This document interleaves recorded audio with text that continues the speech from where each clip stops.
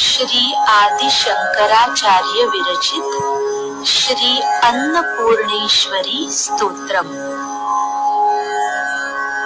नित्यानंद करी वराभय करी सौंदर्य रत्नाकरी निर्धूताखिल घोर पावन करी प्रत्यक्ष माहेश्वरी प्रालेयाचल वंश पावन करी काशीपुराधीश्वरी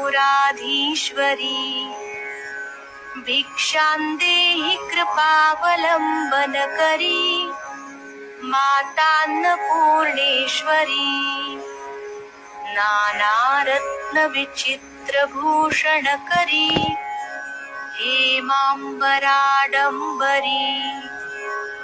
मुक्ताहार विडंबमान विलसद्वक्षोज कुंभांतरी काश्मीरागरुवासितांगरुचिरा काशीपुराधीश्वरी